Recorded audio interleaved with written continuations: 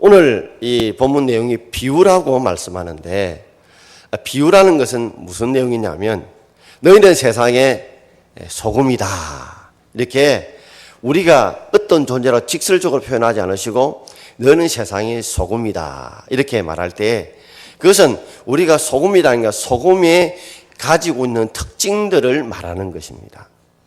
그래서 알다시피 소금이라는 것은 부패를 방지시켜주는 역할을 하죠. 그리고 맛을 냅니다.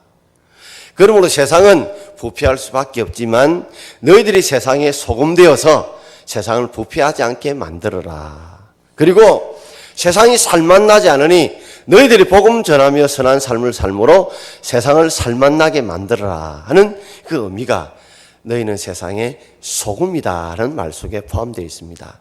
그래서 이 소금이란 말이 그죠? 아주 단순하면서도 아주 명확한 뜻을 우리에게 전달해 주는데, 그래서 예수님께서 비유로 여러 말들을 하기보다는 우리가 잘 아는 어떤 사물의 특징을 통해서, 그 특징을 통해서 우리에게 교훈을 주시고 또 우리에게 깨달음을 주시기 위해서 이 비유라는 이 말씀의 형태로 우리에게 말씀을 전합니다. 오늘도 예수님께서 비유를 통해서 우리의 삶의 결산의 부분에 대해서 말씀해 주고 있습니다. 근데 이 본문의 말씀은 굉장히 예수님 비유 중에 이해하기 힘든, 여러분들도 아마 이 말씀을 읽으면서 이 말씀이 과연 무엇을 말할까 하고 알쏭달쏭할 때가 있는 본문의 내용일 줄 압니다. 그러나 좀 곰곰이 한번 생각해 보면 비유라고 하는 것은 예수님께서 어떤 내용을 아주 명확하게 단순하게 전하기 위해서 비유를 사용하고 있습니다. 그런데 왜 우리에게 헷갈리는 내용이냐면, 오늘 본문의 내용을 보게 되면 옳지 않는 청지기가, 불의한 청지기가 자기 재물도 아닌 것을 지것처럼 사용해서, 그죠? 주인 뜻과 상관없이 나누어 주었기 때문에 잘못된, 도덕적으로 옳지 않는 거라는 것입니다. 그런데도 예수님께서는 주인이 그 불의한 옳지 않은 청지기를 칭찬하고 있어요. 뭘요? 그의 지혜를 칭찬하고 있다는 말입니다. 자, 우리가 그 본문 내용을 좀 알려고 하면 우리가 8절 말씀을 한번 같이 읽어보겠습니다. 우리 8절입니다. 주인이 옳지 않은 청지기가 이를 지혜 있게 하였으므로 칭찬하였으니 이 세대의 아들들이 자기 시대에 있어서는 삐티 아들들보다 더 지혜로움이니라. 아멘. 주인이 이 옳지 않는 청지기가 이를 지혜롭게 하였다, 그러므로 칭찬했다고 합니다. 자, 귀담아 들어보십시오. 분명히 이 청지기는 주인의 모든 재산을 맡아서 운영하고 관리하는 사람이 청지기입니다. 청지기는 잘 들어야 돼요. 주인의 말을 잘 듣고 그것대로 지켜나가는 지기가 바로 청지기입니다. 그런데 분명히 그 행동은 옳지 않아요. 그 방법도 옳지 않아요. 근데 그 결과를 보게 되면 주인도 이 많은 재물들이 있는데, 지금 빚진 사람들이 많은데 이 빚진 사람들을 뭔가 도우려는 마음들이 있었던 것입니다. 그런데 이 빚을 줄 때에 그 모든 관리했던 사람이 바로 청지기거든요. 그러니까 얼마만큼 탕감해주고 얼마만큼 빚을 줄여야 될지를 주인은 잘 몰라요. 그렇다고 균일하게 다 줄여줄 수도 없어요. 왜냐하면 더 힘든 사람이 있고 덜 힘든 사람이 있거든요. 그러나 그동안 관리해왔던 청지기는 누구보다 그 상황을 잘 아는 사람이에요.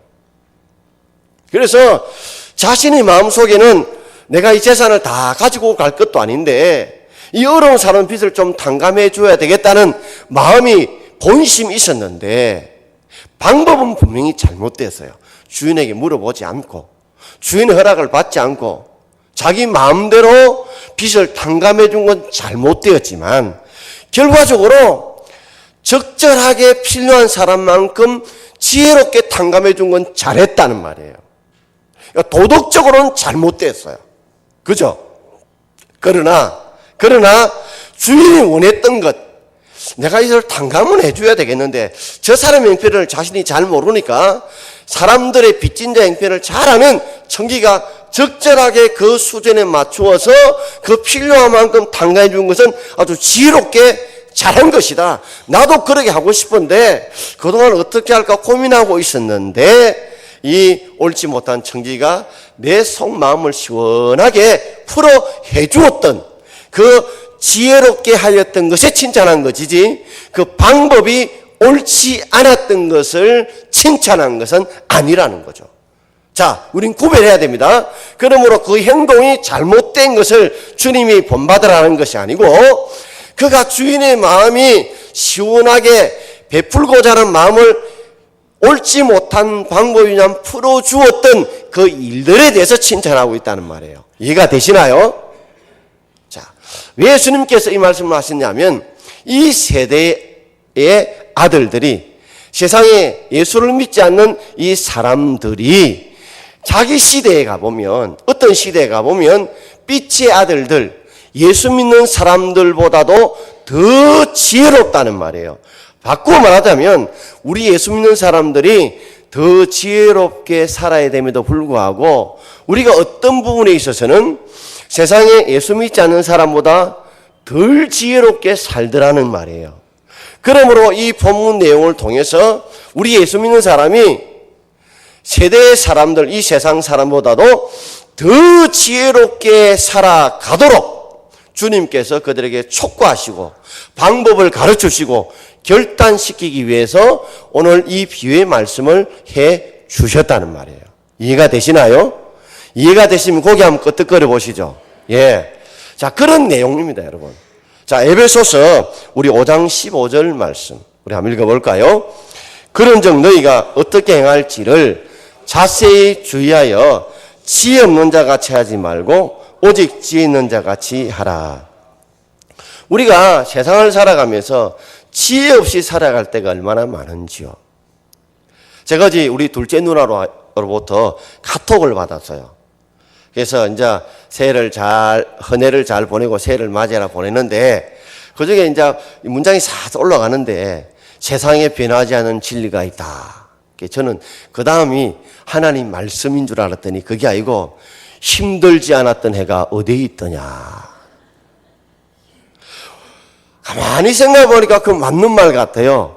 우리가 지금 살아왔던 해들을 돌아보면 힘들지 않았던 해가 있었어요. 돌아보면 다 힘들고 어려웠던 것 같아요. 그러나 우리 속에 한편으로 보면 2010은 아쉬웠던 부분들, 내가 좀 더 바로 살았을 부분들, 좀 지혜 없이 살아온 부분에 후회하는 마음들이 혹 있잖아요. 그렇다면 오늘 이 말씀을 들으면서 우리가 덜 후회할 수 있도록 좀 지혜 있게 살아가는 방법이 무엇인가를 마땅히 좀 주의해서 들으시고 이 말씀을 듣는 것으로 끝지 마시고 그죠? 내가 마음에 담아서 손과 발로 우리가 순종할 때에 우리가 2015년도에 좀 아쉬운 부분들이 2016년에는 보람 있는 삶의 모습으로 변화되고 바뀌게 될 줄 믿습니다. 자, 한 세 가지로 한번 생각해 보려고 합니다.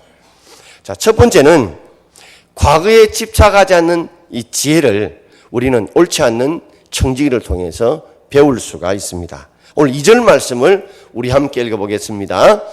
주인이 그를 불러 이르되 내가 내게 대하여 들은 이 말이 어찌 됨이냐. 내가 보던 일을 세마라. 청지기 직무를 계속하지 못하리라. 주인이 1절에 보면 이 불의한 청지기, 옳지 못한 청지기가 주인의 재산을 낭비한다는 이야기를 들었어요. 낭비한 걸 보면 그것이 입마이 폭개됐든지 안부는 서지 않을 때 함부로 섰든지 그래서 주인의 재산을 낭비한다는 소문을 이제 누가 들려주는 이야기들을 주인이 듣고 청지기를 불러온 거예요. 불러가지고 이제 내 보던 일을 세마라. 이 말은 정리해라. 결산해라. 이 말이에요. 왜냐하면 청지기 직무를 너는 계속할 수 없다. 그러니 이제 마무리해라는 거죠. 우리의 삶에 살아갈 때도 내 보던 일을 셈할 때가 옵니다. 짧게는 우리가 이 한 해 동안에 그죠? 우리가 셈할 때가 이 마지막 주일이고 우리가 송구영신 예배를 드리면서 한 해를 셈합니다. 아주 길게는 우리가 언젠가는 다 죽잖아요. 죽을 때가 옵니다.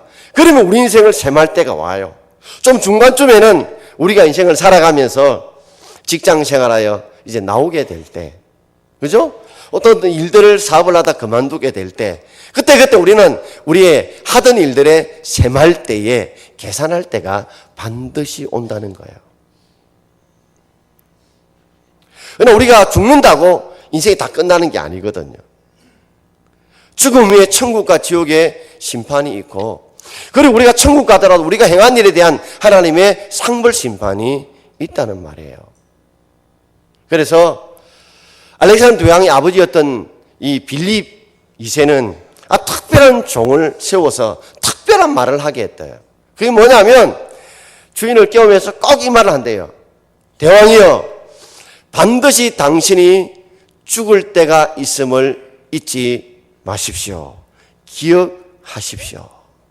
대왕이여, 반드시 당신이 죽을 때가 있음을 잊지 말고 기억하라. 이 말을 항상 하도록 했다는 거예요.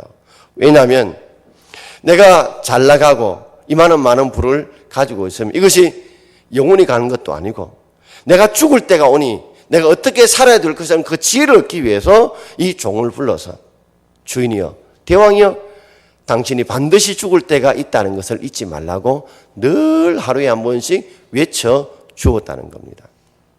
자, 우리의 삶에도 마찬가지예요.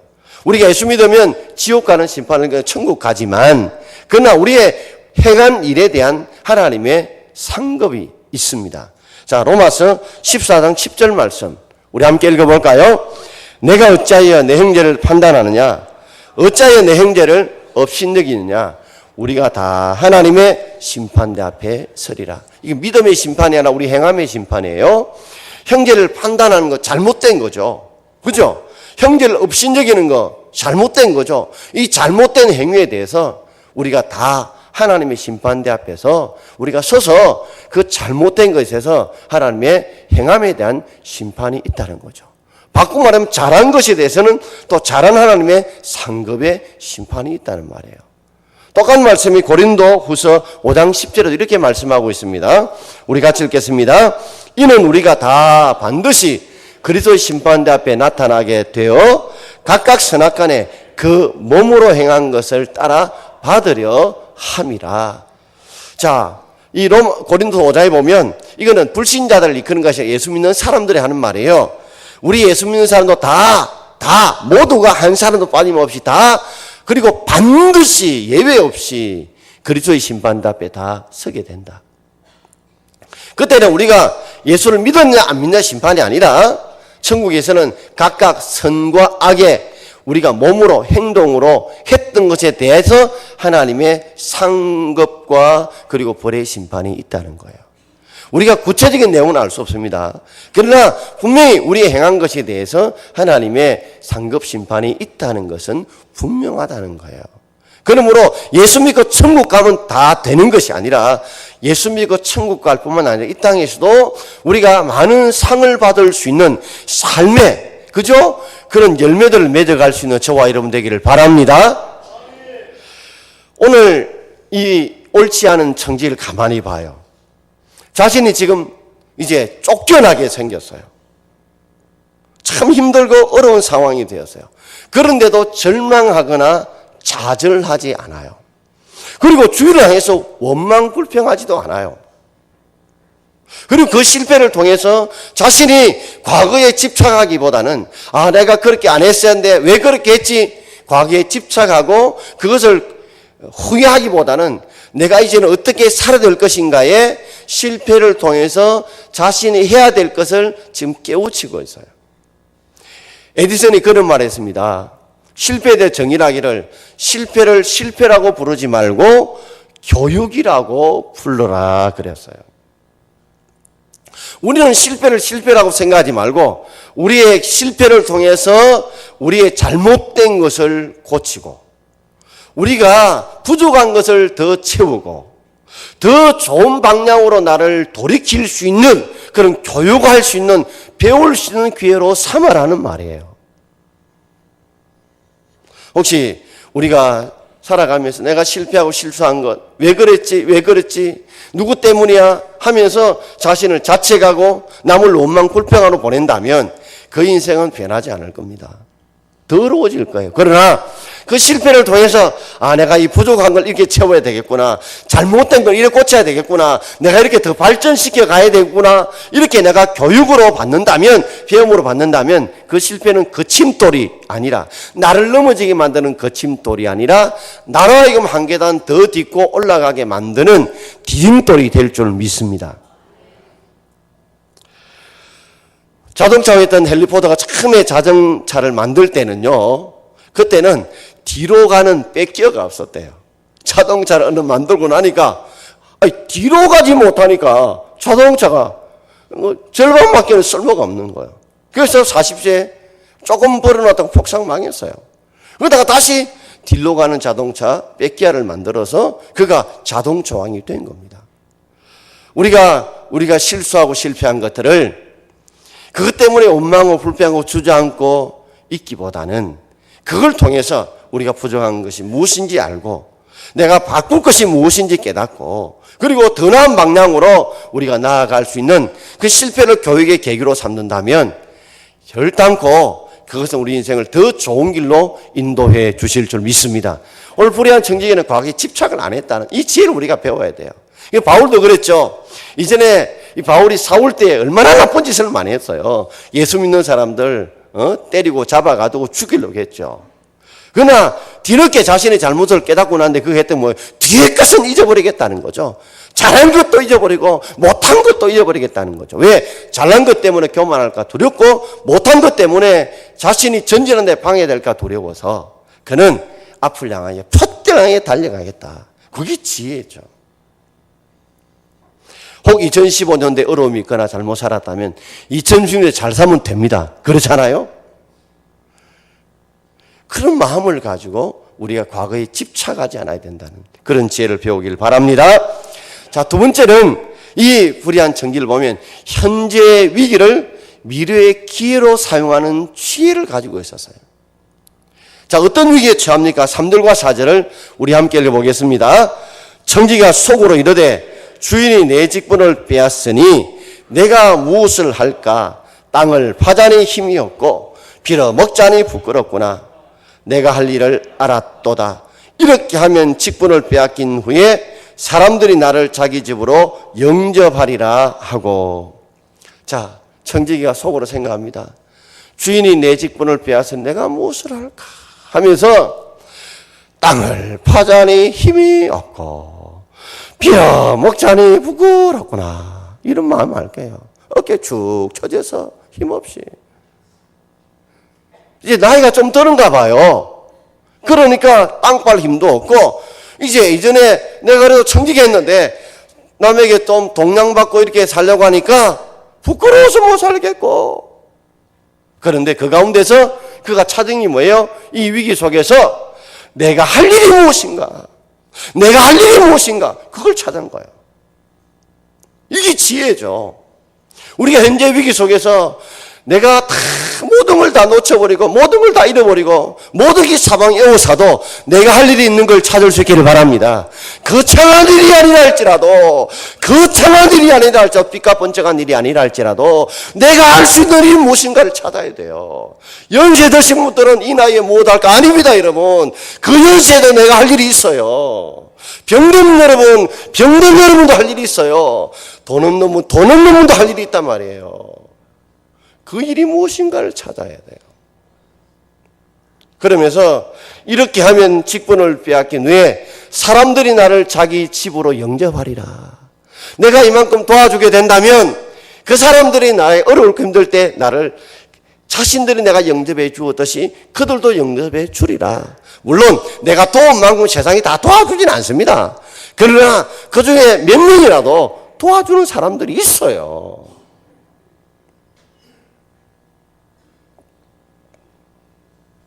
그러면서 자기 할 일이 뭐냐? 바로 이 탕감해 주는 것이요. 자기 마지막 청지 기한이 얼마 남지 않게 탕감해 주는 것이요. 우리 5절과 6절을 우리 함께 읽어보겠습니다. 주인에게 빚진 자를 일일이 불러다가 먼저 온 자에게 이르되 내가 내 주인에게 얼마를 빚졌느냐 말하되 기름 100마리니이다. 이르되 여기 내 정서를 가지고 빨리 앉아 50이라 쓰라 하고. 자, 한 사람을 불렀어요. 기름 100마리를 빚진 거예요. 이 형편을 가만히 보니까 형편이 상당히 어려운 사람이에요. 그러니 50이라고 써라. 이렇게 쓸 수 있는 이유가 뭘까요? 주인이 맡겨놓고만 있었지 그것이 빚이 얼마인지 잘 모른다는 거예요. 그러니까 이전 같으면 수기로 하니까 고칠 수 있으니까 빨리 삭삭 지어가지고 50이라 써라. 그럼 7절에 보면 밀백석을 빚진 사람이 와요. 오면 너는 모르게 형편이 좀 괜찮은 것 같아. 그러니까 50석이 아니고 너는 80석이라고 써라. 그 형편에 적절하게 탕감을 해주는 거예요. 그것이 자기가 할 일이었다는 거죠. 왜요? 지금 자신이 얼마 남지 않은 기간이었지만 이 기간 동안 이 소중하게 자신이 해야 될 일을 하는 겁니다. 분명히 도덕적으로 잘못됐어요. 그죠? 왜냐하면 자기 것 아니잖아요. 주인 허락도 없이 자기 마음대로 탕감이 분명히 도덕적으로 잘못된 거예요.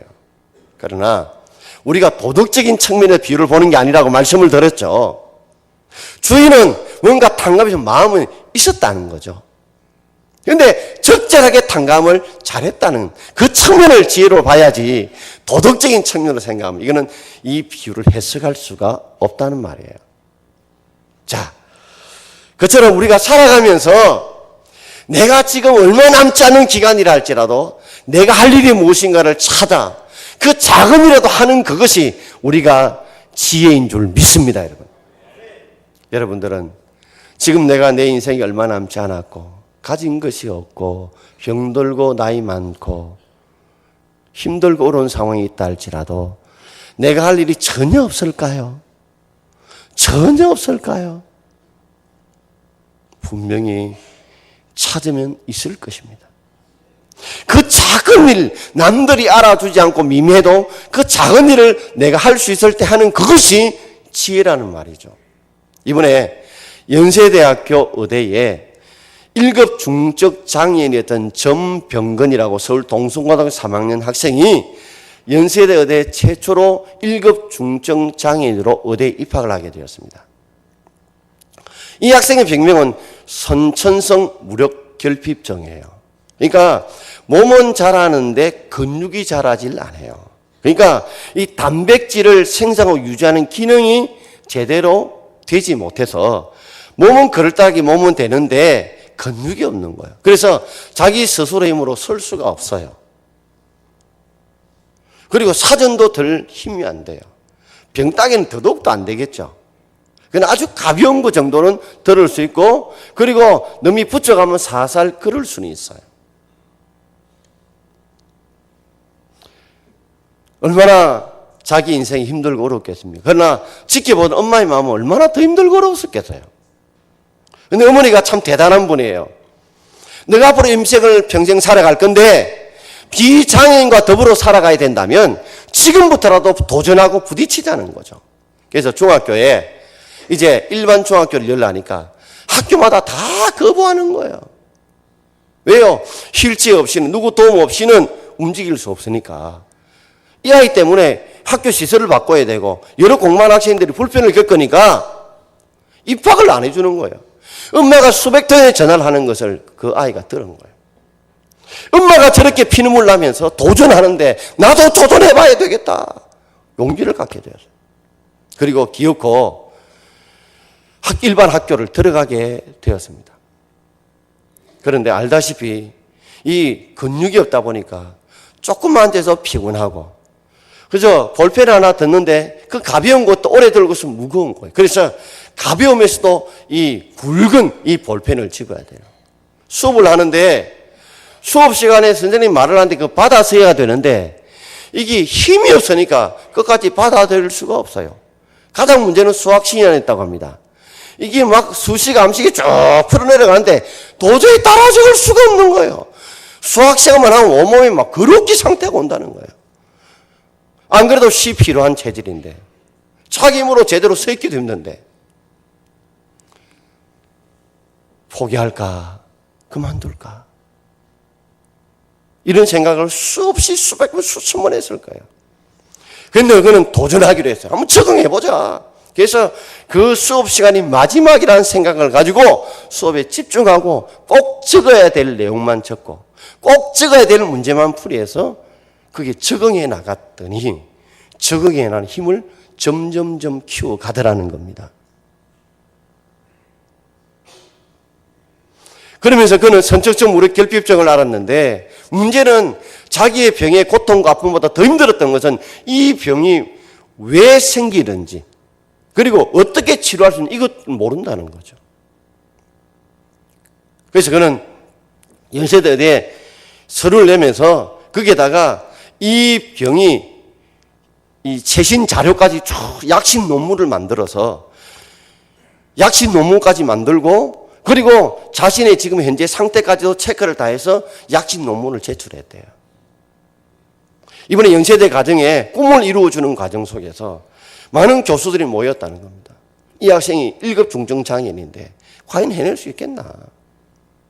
근데 교수들이 다 모아서 하는 말이 이 아이가 이 꿈을 이루고자 한다면 자신이 몸이 아픈 것보다도 왜 이 병이 생겼는지 왜 이 병을 고칠 수 있는 건지 이걸 모르는 것 꿈을 이루어주자 해서 모든 사람이 만장일치로 도장을 찍어서 합격을 시켜 주었다는 거예요. 저는 그거를 읽으면서 가슴에 찡한 게 있었어요. 정말 우리가 볼 때는 그가 할 수 있는 것이 무엇이 있겠어요. 우리의 몸 10분의 1, 100분의 1도 안 돼요. 여기 아프고 힘들다 분도 그 선천적 근육 무력결핍증이라는 병을 안다면 정말 할 수 있는 일이 몇 개 안 돼요. 그런데도 그 할 수 있는 것에 집중하고 최선을 다하고 그리고 좌절할 때마다 엄마는 그랬대요. 스티브 호킹 박사를 봐라. 그가 그리 몸이 비틀도 견디고 해내지 않느냐. 미국에 시각장애인 판사도 있다. 그러면서 그 주치였던 서울대 의대 교수가 하는 말이 2004년도에 뇌성마비 장애인으로서 서울대 의대에 지나간 케이스가 있답니다.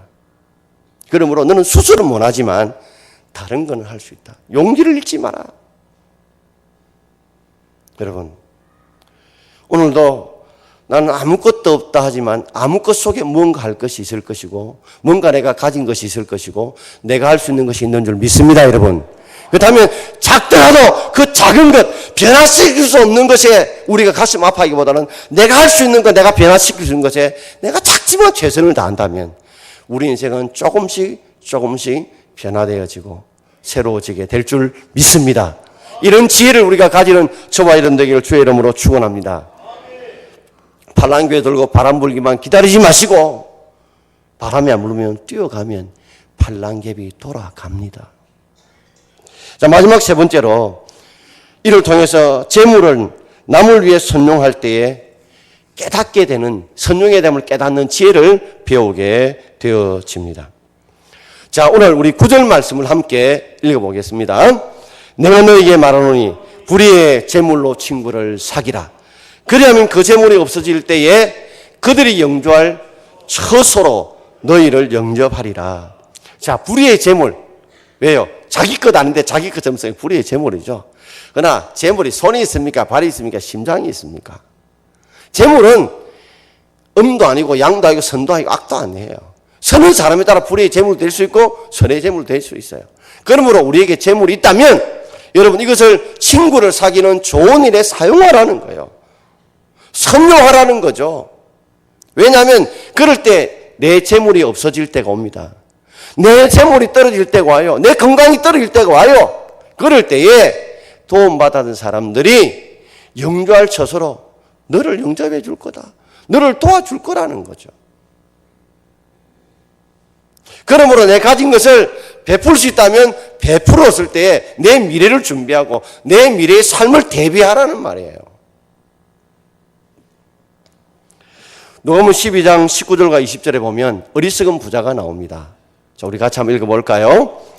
또 내가 내 영혼에게 이르되 영혼아 여러의 설 물건을 많이 쌓아두었으니 평안히 쉬고 먹고 마시고 하자 하리라 하되 하나님은 이르시되 어리석은 자여 오늘 밤에 내 영혼을 도로 찾으리니 그러면 내 준비한 것이 누구의 것이 되겠느냐 하셨으니 자 열애 동안에만 창에 물건을 꽉꽉 채워놨어요.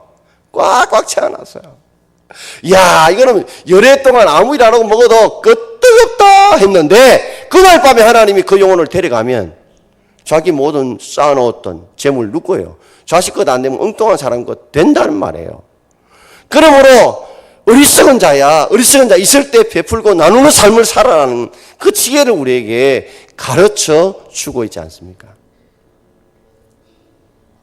우리 물질뿐만 아니라 우리 건강, 우리의 시간들이 있다면, 그죠? 요걸 내가 어떻게 하면 작지만 남을 위해 베푸는 데 사용할 수 있는 저와 여러분 되기를 바랍니다. 우리 교회 식당에 들어가 보면 어쩌면 뭐 힘이 없어도 마무리할 때 설거지하고 닦아주고 책상 정리하고 의자 정리하는 분들이 있어요. 참 그는 몸 소중한 분들이에요.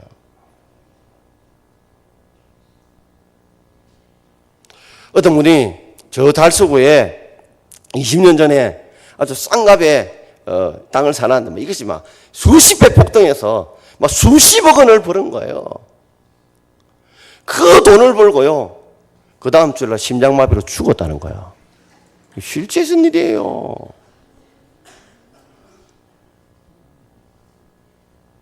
그러니까 자식들이 그것과 싸우고 찢고 벗고 좀 베풀고 나눴다 얼마나 좋았을까요? 존 웨슬리의 물질을 보면 이런 말을 하고 있습니다. 우리 화면에 뜨는데요, 우리 같이 한번 읽어보겠습니다. 어떻게 하면 우리가 돈 때문에 지옥에 빠져 들어가지 않을 수 있을까? 한 가지 방법이 있다. 돈을 많이 벌 수 있는 사람은 돈을 벌 만큼 다 벌어서 할 수 있는 만큼 다 저축해 놓고 나누어 줄 수 있는 만큼 다 나누어 주면 된다. 돈이 많아지면 많아질수록 하나님의 은혜 안에서 더 많이 성장할 것이고 하늘에 더 많은 부활을 쌓아놓게 될 것이다. 아멘. 돈 때문에 지옥 가고 돈 때문에 인생 파산하는 사람들이 많잖아요. 그죠? 그러나 우리가 돈 때문에 참 천국 가고 돈 때문에 선한 하나님의 상을 받는 길이 있다면 많이 벌으라는 거죠. 많이 저축하라는 거죠. 그러면서 많이 베풀으라는 거예요. 많이 벌으십시오. 아멘. 아멘. 많이 저축한 노멘이랍니다.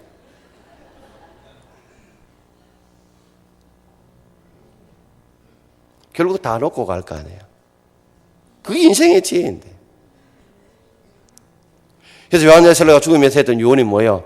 이 세상에 가장 내가 살아가면서 좋았던 것은 하나님이 나와 함께하는 거더라. 아멘. 자, 끝으로 제가 여러분 질문 하나 던지고 마칠게요. 한번 잘 생각해 보세요. 현명한 현자하고 부자가 있는데 누가 더 위대하다고 생각이 드세요? 현명한 현자와 부자가 누가 더 위대하다고 생각해요? 자, 유대 서성인 이 랍비가 제자에게 물었더니 제자들이 부자입니다 그랬대요. 너는 왜 부자라고 생각하냐 이야기해봐라. 이유를 이야기해보니까 현명한 현자들이 부잣집에 많이 들락날락한다는 거예요. 그러니 틀림없이 이 부자가 더 위대하기 때문에 현명한 사람이 들락날락거린다는 거죠. 자, 그런데 그 서성이 하는 말이 이 말입니다. 틀렸다. 누가 더 위대한 줄 아느냐? 현자다. 왜 그렇습니까? 물었더니 현명한 현자들은 인생에 지혜도 필요하지만 뭐도 필요하다? 돈도 필요하다는 걸 안다는 거예요. 이해가 되시나요? 그래서 부족하면 부잣집에 가서 또 얻어먹기도 하고 또 돈을 빌리기도 하고 돈이 필요한 거 알아요. 지혜도 돈도 필요한 줄 알지만 이 부자들은 현자집에 안 가요. 안 가요. 뭐만 알아요? 돈만 귀중한 줄 알지 뭐요? 지혜가 귀중한 걸 배우려고 안 한다는 거죠. 그러니 나중에 인생에 돈으로 해결할 수 없는 문제가 생기면 지혜로 해결해야 되는데 그때는 부자들은 지혜가 없어서 결국 위대함이 무너지고 만다는 거죠. 여러분, 이 세상에 살아가면서 물질이 필요합니다. 그죠? 떡으로만 사는 게 아니에요. 떡이 필요해요. 떡이 필요합니다. 하나님 말씀도 필요해요. 우리가 살아가면서 과거에 집착하지 마시고 현재 위기 속에 내가 할 일이 무엇인가를 좀 작대로 찾아내시고 그중에 우리가 베풀고 나눌 수만 있다면 우리는 그런 지혜로 산다면 우리 인생이 절대로 후회하는 인생은 안 되리라고 믿습니다, 여러분. 오늘 부자처럼 그죠? 내가 뭐 돈만 많으니까 내가 아쉬운 거 없으니까 현자에게 물어보지 않는 삶이 아니라 현자에게 물어보세요. 그래서 야고보서 1장에 보면 누구든지 지혜가 부족하거든 모든 사람에게 후히 주시고 꾸짖지 않는 하나님께 구하라. 그리하면 주시리라. 아멘. 지혜가 부족한 어떻게 살아야 될지 지혜가 부족할 때 하나님께 기도하면 모든 사람에게 차별 없어요. 그죠? 후히 주세요. 후히 주세요. 자꾸 달라도 꾸짖지 않으세요. 그분께서 지혜를 주실 줄 믿어요. 그러므로 영신의 배와 함께 기도하면서 우리 인생을 살아가면서 내가 우리 아이들 좋은 대학 가고 좋은 직장 가는 거 노골적으로 말하면 돈을 좀 잘 벌 수 있는 그 직장 위해서 하는 거 아니에요.